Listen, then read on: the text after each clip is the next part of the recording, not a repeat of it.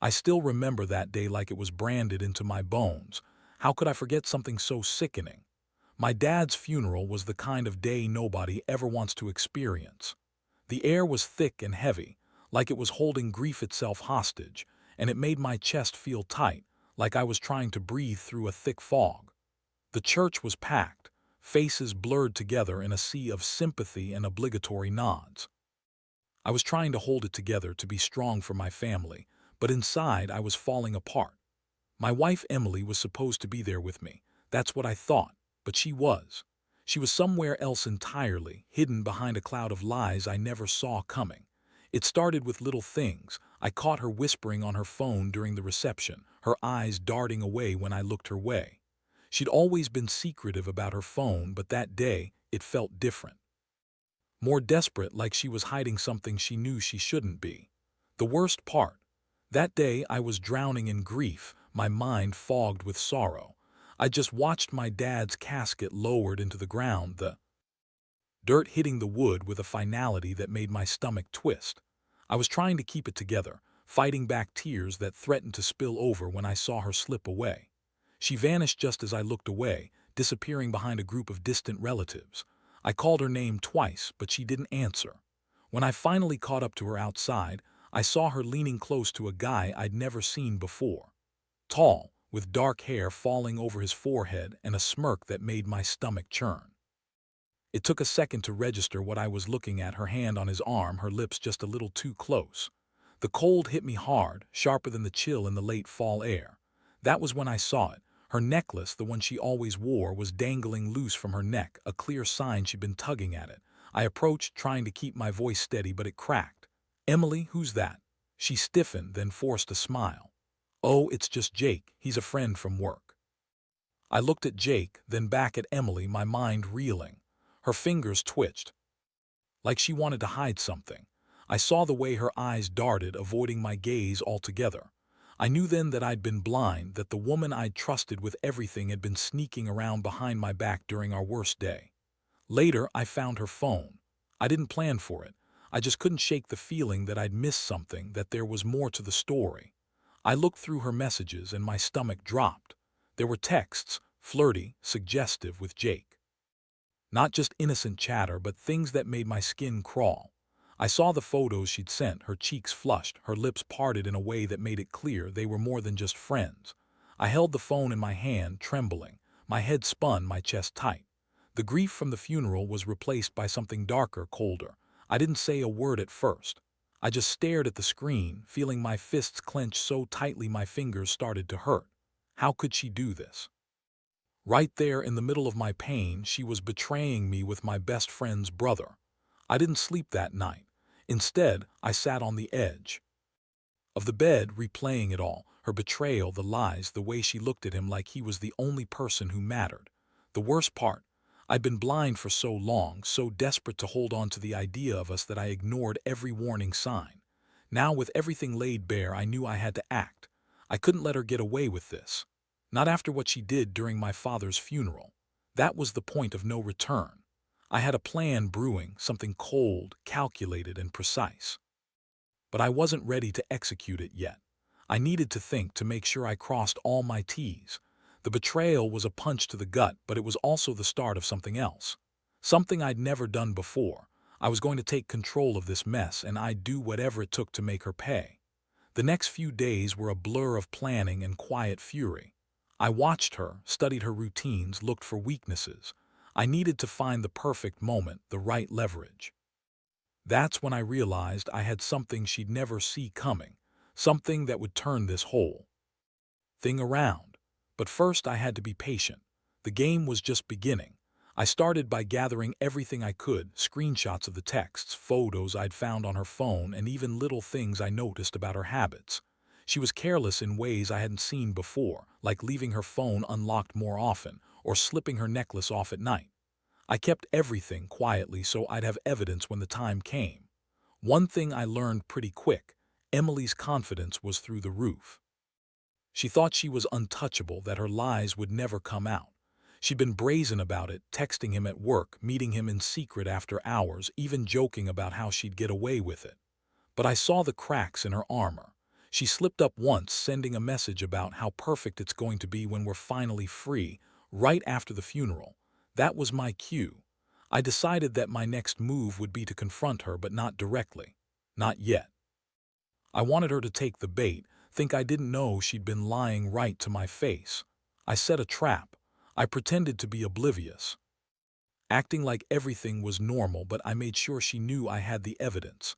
I kept a close eye on her, watching her reactions, waiting for her to get careless. One evening, I cornered her in the kitchen. She was cleaning up after dinner, her hands trembling slightly. Her face was pale and her eyes darted around, looking for an escape. I leaned against the doorway, calm but firm. "Emily, we need to talk," I said. She looked up, trying to act nonchalant, but her voice cracked. "What about?" I pulled out my phone, holding it up so she could see the screen. "This," I said, voice even. "Your texts, the photos, the notes you left in the messages. You really thought I wouldn't find out?" Her eyes widened, then she tried to laugh it off. "It's nothing, just a stupid joke. Don't lie to me," I cut her off. "You've been lying for a long time. I know everything." She looked away, her fists clenched tightly. "It's not what you think," she whispered. "It's just a mistake. We're not serious, not serious." "That's rich," I spat, while I was mourning. "You were cheating on me with my best friend's brother. How exactly do you call that a mistake?" Her voice broke. "I didn't mean for it to happen." "Exactly," I said, voice low. "That's why I'm done. You've been lying to my face for months. You thought you could get away with it, didn't you?" She burst into tears, but I didn't feel anything. My stomach was tight, my hands clenched. I knew I had to play this carefully, but inside, a cold fury was building. I wasn't just going to kick her out. I wanted her to feel what it was like to lose everything, to understand what her betrayal cost me. That night, I started working on my revenge plan. It had to be smart. I couldn't just walk away and let her think she'd won. No, I wanted her to understand that her actions had consequences. I wanted her to see that I was capable of making her regret every lie, every secret meeting. I began researching, making calls. I found ways to access her social media accounts, to plant subtle hints that would make her paranoid. I secured a way to record her conversations, just in case she tried to deny anything. I set up a little surveillance, nothing overt, just enough to keep tabs on her. All the while she was begging, crying, trying to apologize. But I was over that. I made it clear I wasn't about to forgive or forget. The betrayal during our darkest day had sealed her fate. That's when I realized I wasn't just dealing with a cheating wife. I was dealing with a woman who had played me for a fool when I was at my most vulnerable. The plan was simple but effective. I'd make her believe I knew everything, then I'd turn her own lies against her. I'd expose her in the worst way, public, undeniable, and devastating. I wasn't just angry, I was determined to make her feel what it was like to be betrayed. I wanted her to drown in her own shame, just like I'd been drowning in grief. Now I just had to wait. Wait for her to slip up again, to give me the opening I needed. When she did, I'd be ready. Because revenge isn't about violence or screaming. It's about control, precision, and making someone feel the consequences of their actions. I was ready to take that control back. The waiting game was the hardest part. Every day I watched her move through our apartment like a ghost, fidgety, jumpy, constantly on edge. She'd check her phone obsessively, her eyes darting to every notification. I could see her sweat pooling at her temples when she'd think I wasn't looking. It was almost funny how transparent she'd become, but I kept my cool, playing the long game. Patience, because I knew she was bound to slip up again. One evening she was unusually tense, pacing by the window. I was sitting on the couch, pretending to be absorbed in my phone, but I knew her routine, her habits. She'd done something that day that confirmed she was ready to make her move. When she finally plopped down next to me, I acted surprised. "Hey, everything okay?" I asked, watching her carefully. She hesitated. "Yeah, I think I need to tell you something," she said, voice shaky. "I've been feeling really guilty about everything. About us, about what I did." I didn't say anything right away. I just waited, letting her squirm a little. Then I pulled out my phone, which I had strategically left on the coffee table, and scrolled through a few messages in front of her. "You mean these?" I asked casually, showing her the screen. "Your secret's out, Emily. You really thought I wouldn't find out?" Her face paled further. "I didn't mean for it to come to this," she whispered. "I was stupid. I thought I could handle it. I never wanted to hurt you. You hurt me by betraying me during my dad's funeral, I said sharply. While I was trying to bury my father, you were sneaking around with Jake. Do you even understand what you've done? She looked like she was about to cry again, but I didn't soften. Instead, I leaned closer. You know, I've been planning something to make this right. And if you think I'm just going to forgive and forget, you're dead wrong. I watched her eyes flicker with alarm. What are you talking about? I'm talking about justice, Emily. You betrayed me, and I'm going to make sure you regret it every single day. You think your little lies can hide what you've done. Not anymore. Her hands clenched into fists. Please, just, no, no more apologies, I interrupted. I've waited long enough. It's time you saw how I handle betrayals like this. I revealed the first part of my plan. I told her I'd been secretly recording her, that I had audio of her conversations, her voice trembling as she admitted everything. I told her I'd been gathering evidence, enough to make sure she couldn't spin her way out of it. Her face turned ghostly pale when I said I'd leak everything if she didn't come clean. Her voice cracked. You wouldn't do that, would you? Oh, I'd do worse than that, I said, feeling a strange calm settle over me. You want to keep lying, fine, but I'll make sure everyone knows the truth. Your reputation will be destroyed and you'll have no one left. That night, I sat her down and laid out the full scope of my plan. I'd broadcast her betrayal to our mutual friends, expose her lies publicly, something she couldn't wiggle her way out of. I'd send her private messages to her family, show her that her secrets would be her downfall. I wanted her to feel the weight of what she'd done, that her actions had consequences far beyond my own pain. She begged me, tears streaming down her face. Please, I'll do anything, just don't ruin me. I shook my head. It's too late for apologies, Emily. You made your choice, now you live with it. As she sat there, trembling in the dim light, I knew I was finally in control. The pieces were moving into place, and soon her world would come crashing down. She thought she could betray me during our darkest hour and get away with it. She was wrong, very wrong. Before I left the room, I handed her a small envelope. This has everything you need to see how serious I am, I said. The ball is in your court now. Just remember, trust gets broken once and it's not coming back. I walked away, my mind racing with the steps I'd take next. Now I had all the leverage I needed.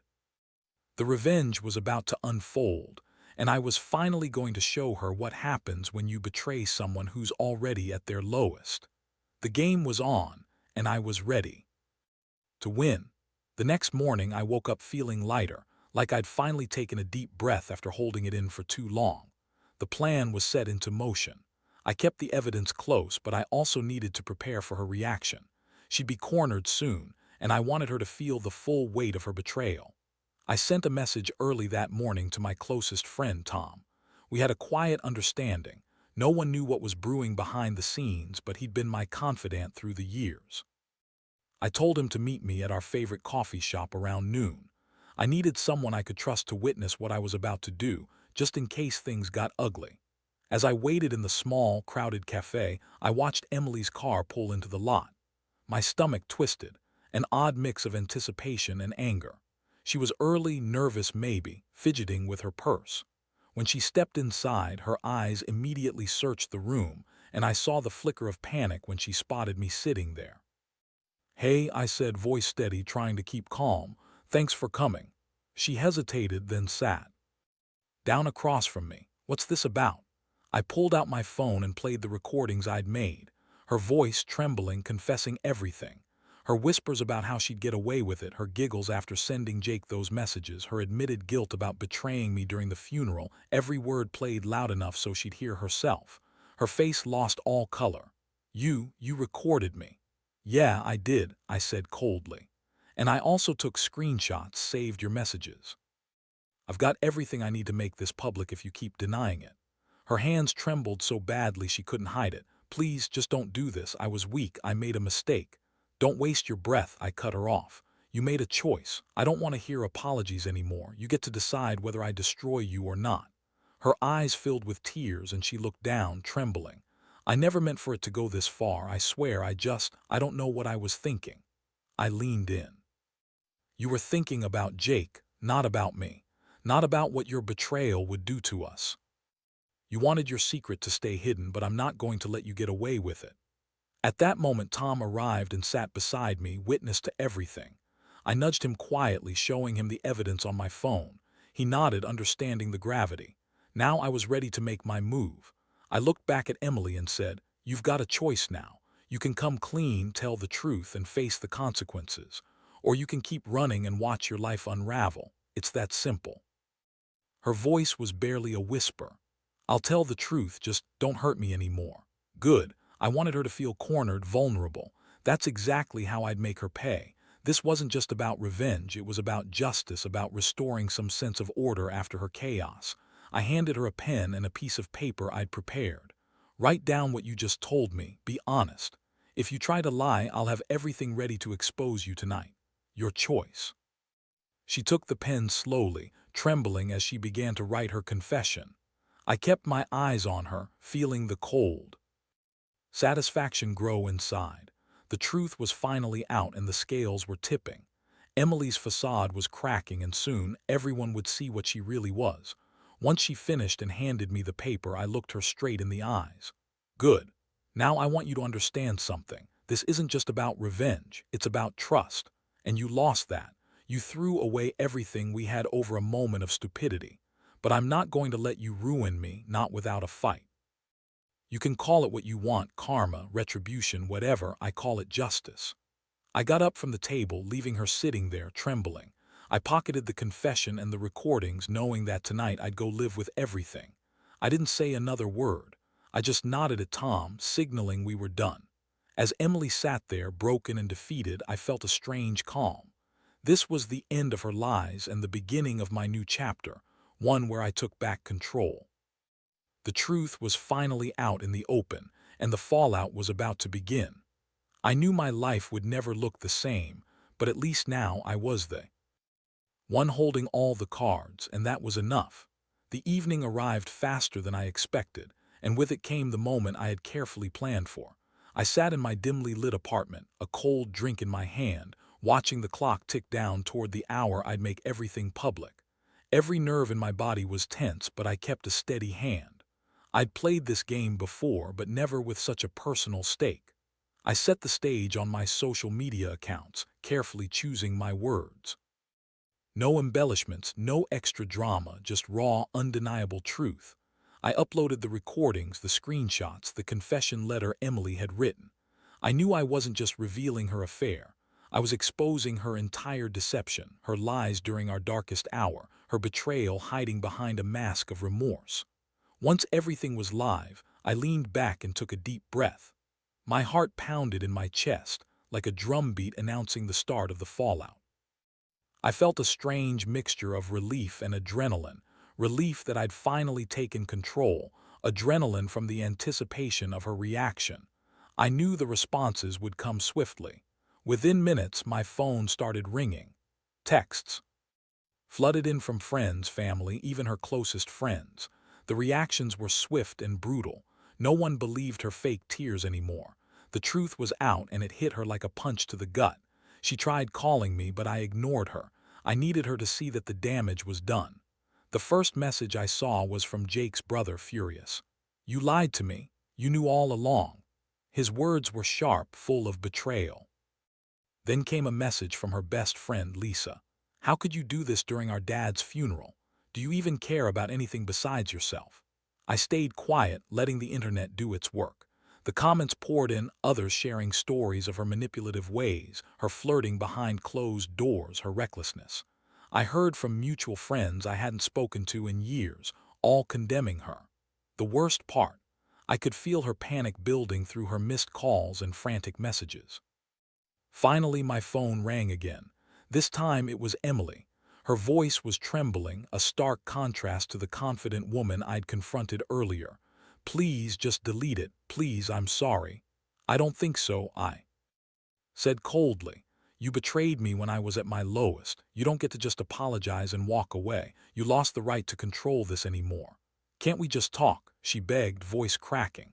"I'll do anything, anything," I echoed. "You already did enough. The truth is out and everyone sees who you really are now." She broke down into sobs. I didn't mean for any of this to happen. I swear I really didn't." "Too late," I said, turning off the call before she could say more. The damage was done. I felt an odd sense of satisfaction. She wanted to hide behind tears, but she'd already been exposed. Her reputation was shattered, and she knew it. The woman who thought she could cheat and lie her way through everything was finally standing in the light. Later that night, I sat alone, reflecting. I'd taken everything she cared about, her secret meetings, her lies, her false innocence, and blasted them open for the world to see. It was brutal, but I knew it was necessary. She hadn't just cheated on me. She'd betrayed our entire relationship, tore apart the trust I'd built over years. This was my revenge, yes, but also my justice. In the end, I packed her belongings into a box, ready to hand her keys back. I called her, telling her to come get her things. When she arrived, her face was pale, her eyes sunken, haunted by what she'd lost. I handed her the keys, the final symbol of her betrayal. "Take your stuff," I said coldly. "And don't bother trying to contact me again. I never want to see you or hear from you." She nodded silently, not trusting her voice. As she stepped out the door, I watched her go, feeling a strange mixture of relief and emptiness.